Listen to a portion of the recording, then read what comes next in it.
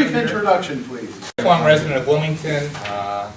My wife, Brenda, and I got married here in Wilmington. She's been working in the school district as a counselor for about 15 years or so. We put our 4 daughters through the public schools here in town. All of them have graduated. And I served on the board from 2000 to 2008. And during that time frame, we built a new school, and very proud of that. And I'm looking to run again for a variety of reasons, and I'm guessing you want to hear about those later rather than now, right? We'll get to that. I'm Terry Anderson. Again, I'm a lifelong resident of Wilmington myself.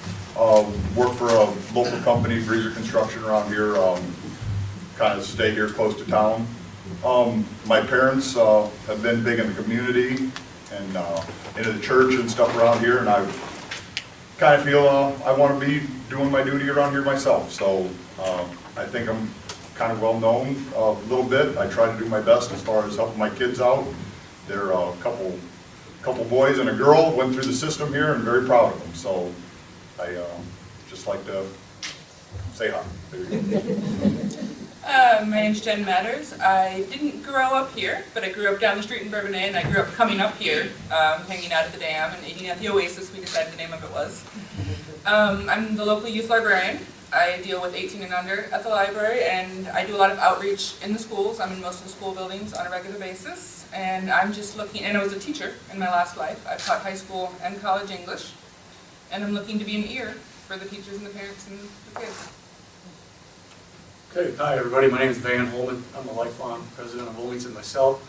I have 3 children in the Wilmington School District at this time.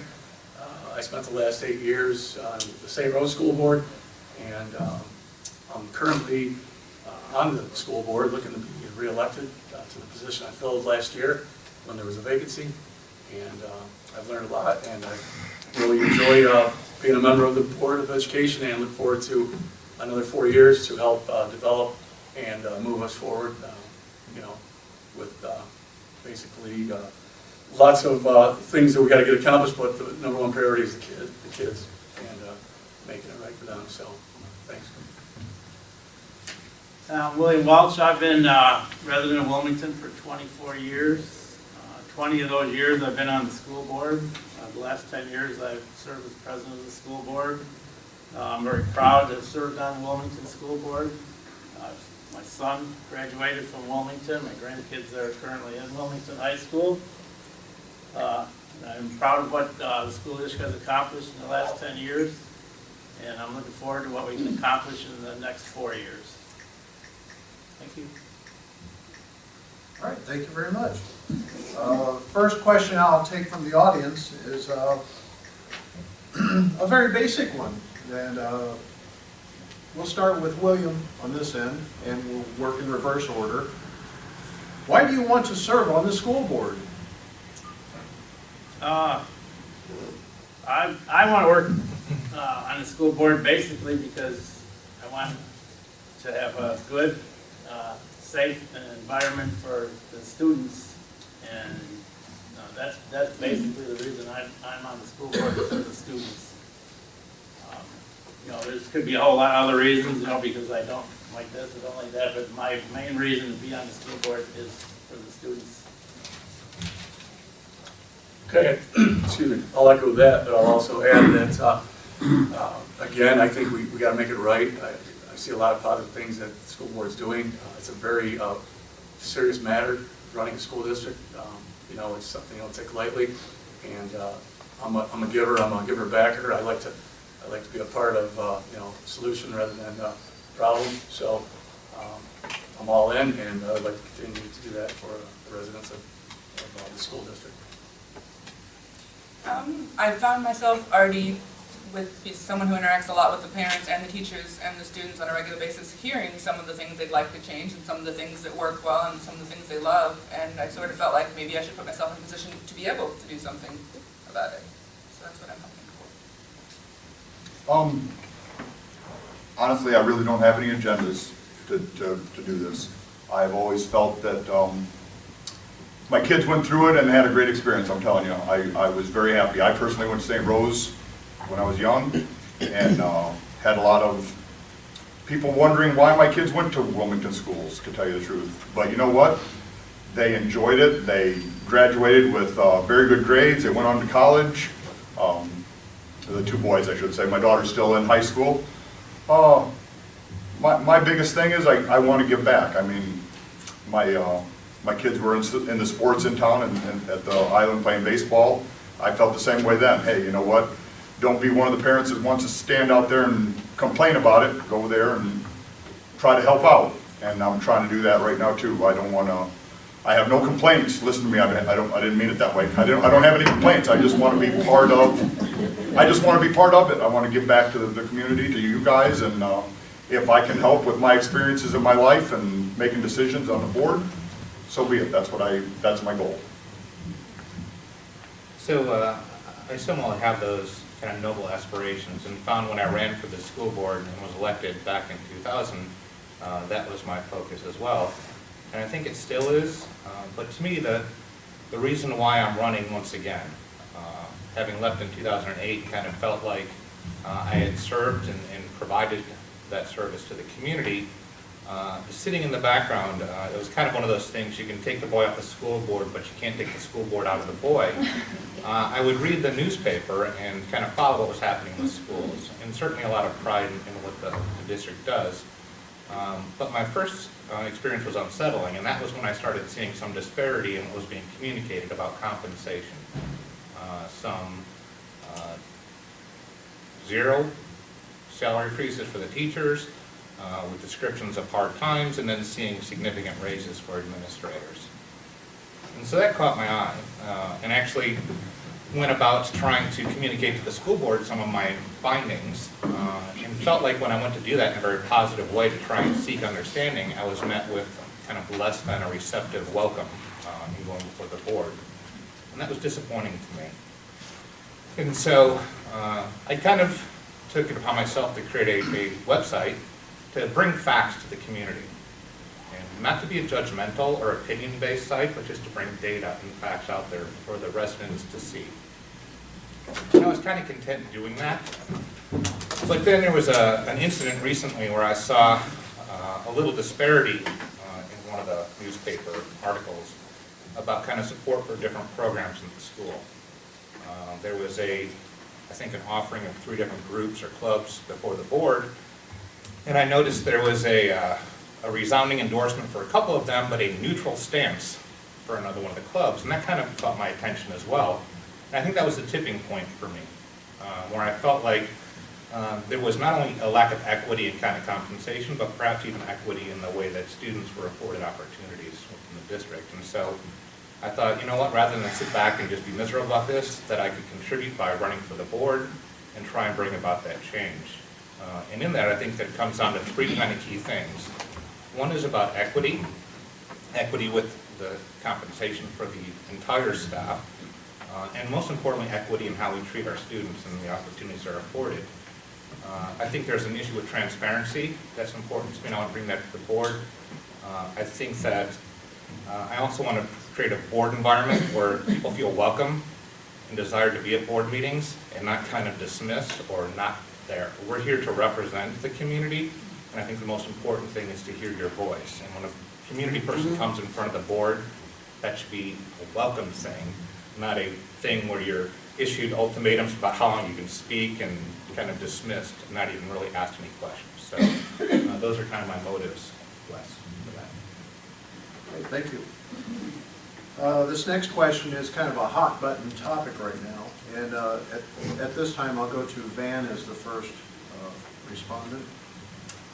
How can we improve our achievement test scores? How can we do our achievement test scores?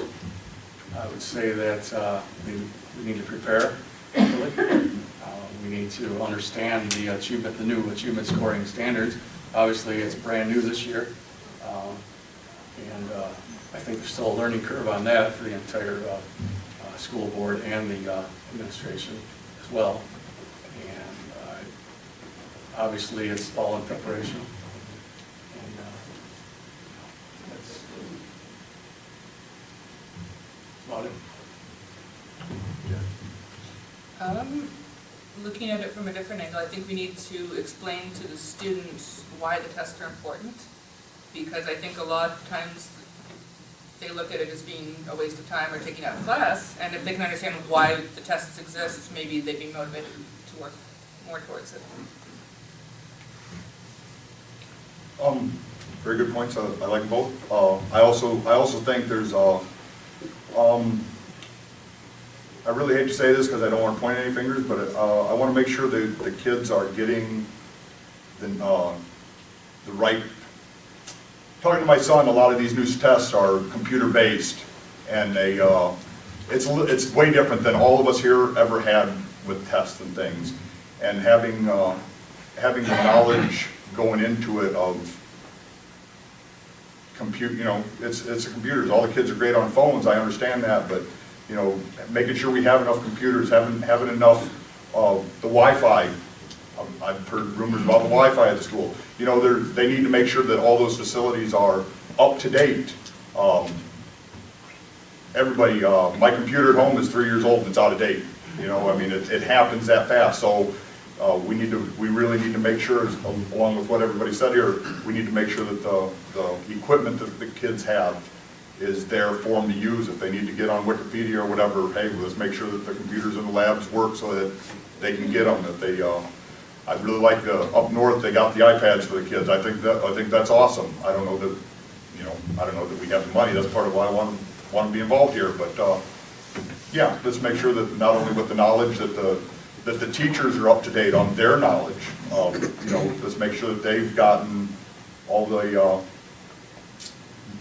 I hate to say reports, but if they need to go to seminars to learn more about these tests. All of us, my wife included, we don't know 100% about these tests, and you can't really get mad at everybody here until you understand what they're about and what they're doing and for the future of our children. So I don't want to keep talking. So Keep talking. Good points here. So, yeah, and I'm gonna also agree. I think they're all really good points that I've heard so far. And I would add to the technology area that fundamentally you've got to have technology that works. If teachers are spending their time producing lessons and investing in the technology, and they go to deliver that, execute on that, and it doesn't work, we're not spending time on the right things. So fundamentally, get the technology in place and make sure that it's working. But then I think we really need to extend and look at how we're using that technology. It's one thing to have it, but how do you really use it to augment what you're delivering in the classroom is important. I think there's been a lot of advances, and thanks to people like the Gates Foundation and others who've kind of started paving the way. And then the other thing I'll add that I haven't heard is I think we need to focus on getting the right classroom size.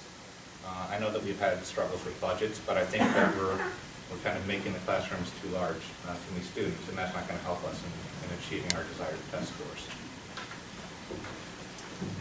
I think our test scores in some areas have improved, and there are some areas that the test scores need improvement, and we've addressed that by improving the curriculum. We need a more rigorous curriculum. I don't think we need to concentrate so much on the tests as we do the curriculum for the students. Otherwise, because teaching to the test isn't going to do any good. So you need to improve the curriculum.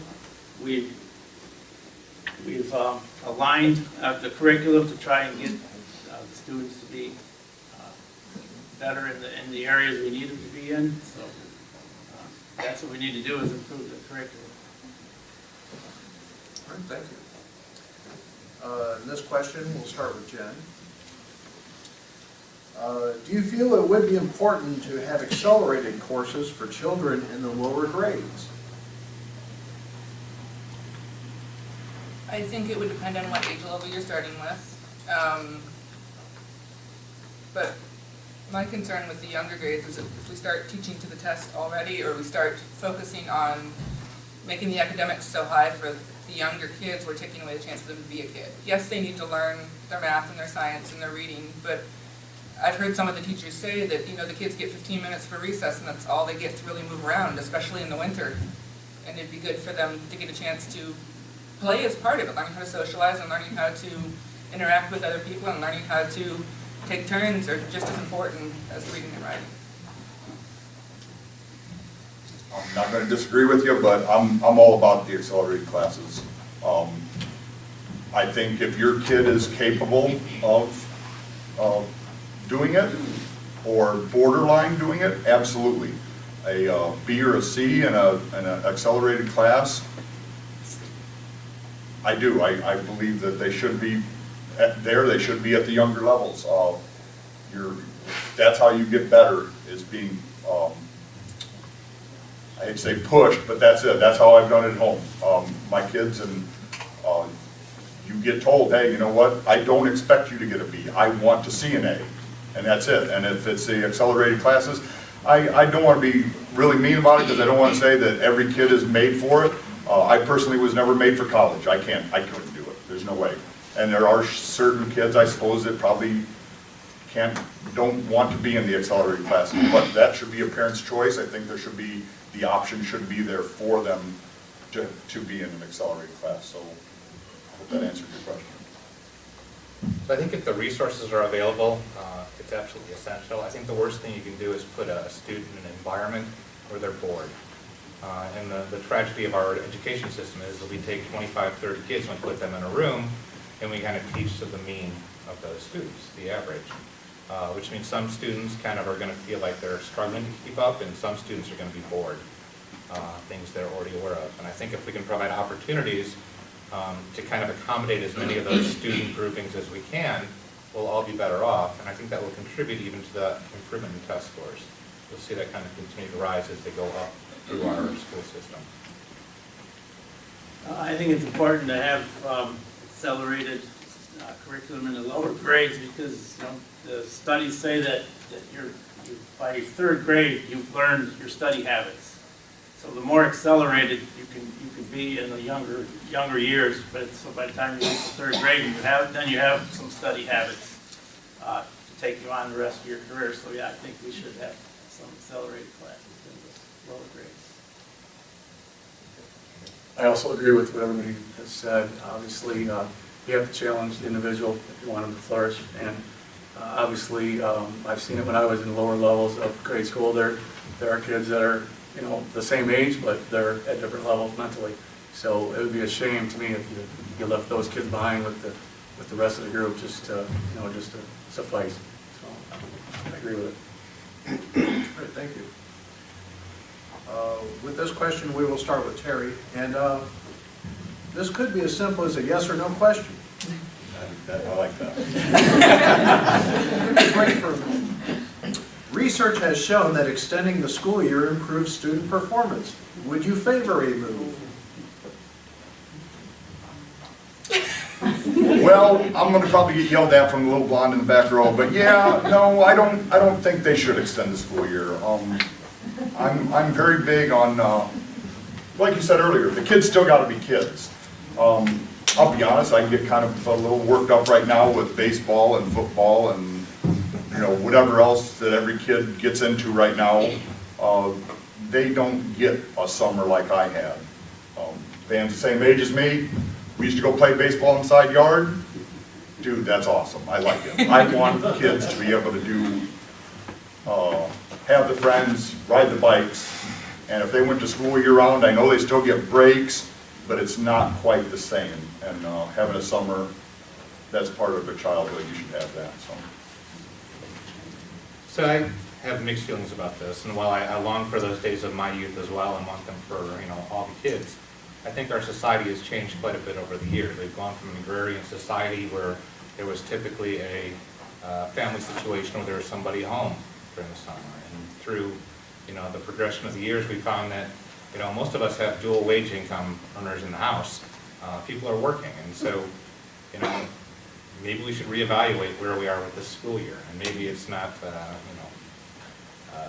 just a make it go through the year, but find a way to maybe put more time in the classroom and maybe accommodate families who have people who work, and their kids at home aren't having those same joyful times riding the bikes around, but they're left at a babysitter somewhere or some daycare. So I'd be open to it. I probably wouldn't be open to it. I think the only reason you would want to have a year-round school would be if you had a crowding issue, and we don't have a crowding staffing issue, and the only other reason I could think is retention, because the kids lose a lot over the summer. But in a year-round school, you know, as I've seen, you know, they go so many weeks and they're off so many weeks, so you're gonna have that retention problem anyway. So no, I don't think year-round school would be good. I believe that it could work, but it would have to be a modified schedule. It wouldn't be 5 days a week. In my mind, it would be like maybe a 4-day-a-week schedule, or you get a 2-week break every month and a half or 2 months, something like that, where the kids do get time to be kids. You know, like I've heard before, the world has changed, but shame on us if we try to make our children adults while they're children. Obviously, we need to coach them and guide them and lead them in the right direction, but at the same time, we don't want to turn them into adults in grade school. Also, I think that they do need to retain. I mean, I struggle with my own kids during the summer. You know, yeah, we do all kinds of summer stuff in the summertime as a family. We're doing constant sports, everything we're going, and there's not a lot of time for even picking up a book, to read a book, to keep up on your education in the summertime. So you got to focus on that a little more. I'm for it, but it'd have to be modified schedule to work. The former teacher in me cringes at the loss of that 8-week time period, but retention is a huge thing, because I feel like as a teacher every year we would spend the first 3 weeks reteaching stuff we know they were taught, or that we personally taught them the year before. And the way that most year-round schooling works, you get breaks regularly enough, and they're not 2 days, they're 2 weeks. So they get enough of a break, they still get a chance to go on vacations, you don't have to worry about finding daycare for 8-week time periods, so I would probably support it. All right, thank you. I see nobody took me up on the yes or no. And chance. Okay, we will start with Kevin on this question. And this refers to an article in Sunday's Tribune that I'm sorry I did not see, about consolidating administration across districts. Would you be in favor of such a measure, and what other cost-saving measures would you support that minimize impact to students? So can I just say I'm just really grateful for the quantity of questions. I've been in 3 of these things now, and this is amazing. It's the first time I've gone around more than once, so thank you all for your questions. So, you know, it's funny, I've thought about that, you know, the value of, you look at us and could we consolidate Braidwood, Full City, into Wilmington into one centralized school district kind of administration, and could that work? And while it seems really attractive to me from a financial perspective, and it makes a lot of sense economically, what I really struggle with as I go through that in my head is actually having it work viably. I don't see us, we have such ownership of our schools, and such tremendous pride in what we have. I think that while from a business perspective it may make sense, to me it doesn't from an emotional perspective, from a feeling of, you know, pride in that school. So I don't know that I could say I'd be supportive of it. I'd be obviously open to hearing some thoughts about how it might work, because I think there is a lot of value in that, and certainly would address some of my concerns that I've, you know, expressed about how much we invest in administration versus time in the classroom. You know, other than that, I think I'd look at how we can try and reduce the amount of overhead that we have, and focus really on the directed education investment. No, I wouldn't be in favor of sharing administration. I just don't think it'd work. I think it would be too hard for that person to oversee so much that's going on, and you're gonna miss something. So I don't see that. And as far as, you know, cost savings, that's really hard. I haven't done this for so long. 75 to 80% of the budget is people. So if you're gonna cost save, you're gonna get rid of people. If we get rid of people, our class sizes are gonna go up, and Kevin was just saying, we don't want that to happen.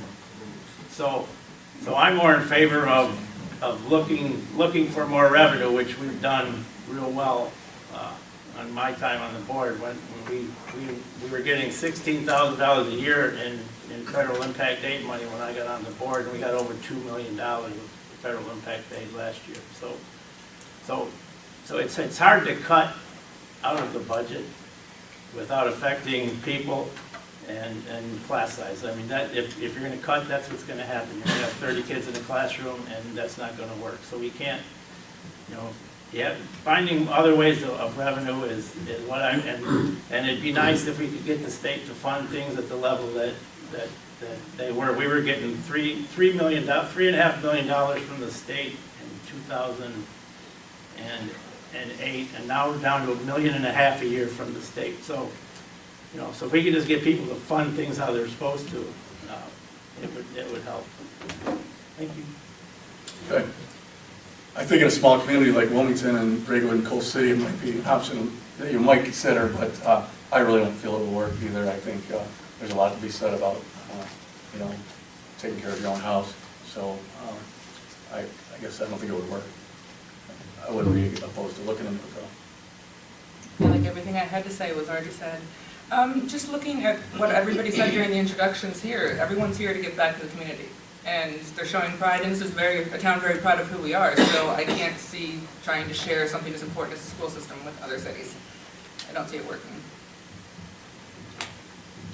I don't see it work either at all. And bottom line is you're gonna try and save money, and before it was over, you'd have to have the administrative president over here, and then each and every other school would have an assistant president or something, and before long, you'd still have 10 people here, 10 people there, and 10 people there, all collecting money, doing the same jobs they're probably doing right now. So I don't see it really saving money in the long run, and what little it would be saving, I don't believe it'd be, go back to the taking care of your house, and it's local, you know, you want to be able to go up. Everybody here wants to be here because they know us, or they want to talk to us, or you know what, they can grab us out in the hall and talk to us. You start moving out to different communities, and you get to bigger ones, and it'd be worse, you know. I think people like to be able to come up and talk one-on-one with people that they somewhat know or kind of know personally, so I don't think it'd work.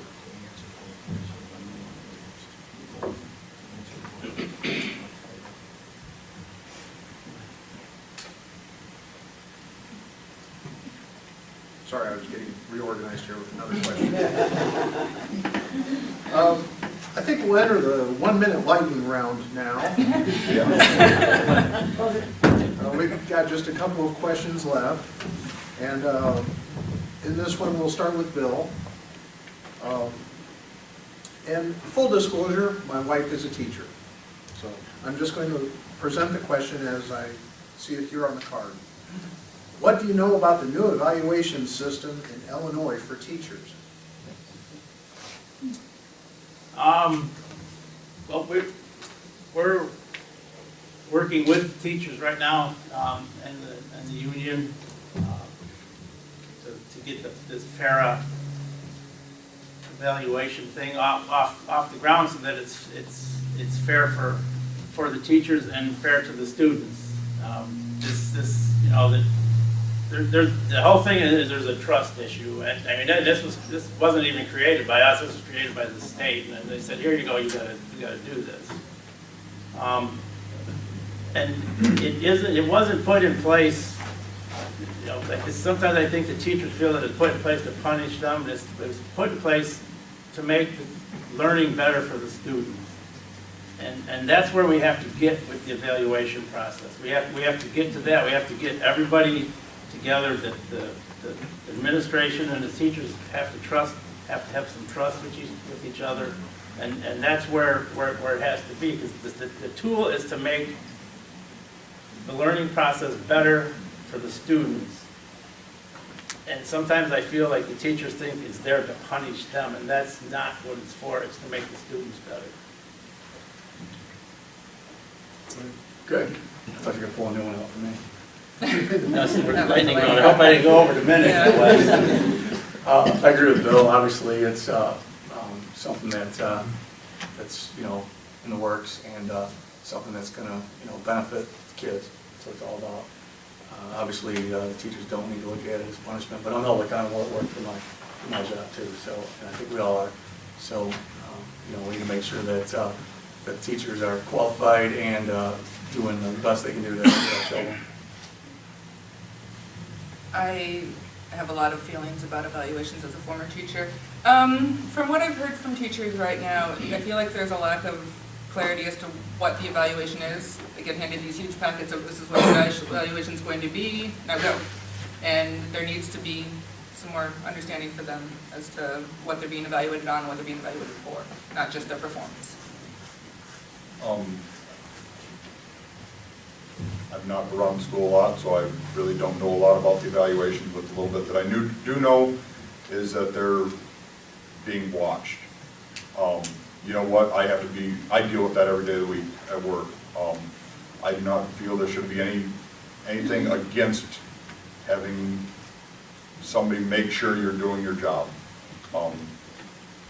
It can be wrong at times if some classes out there are harder than others. Some kids are harder to teach than others. I would really want to see how the evaluations are based. If it is based on how you deal a one-on-one kid, if it's based on how you deal with the entire class, or if it's based on what your kids got for grades.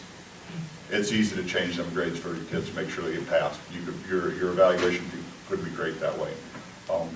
I guess I would really want to know more about, I would want to see how they are being evaluated before I'd really want to give you an absolute answer on that.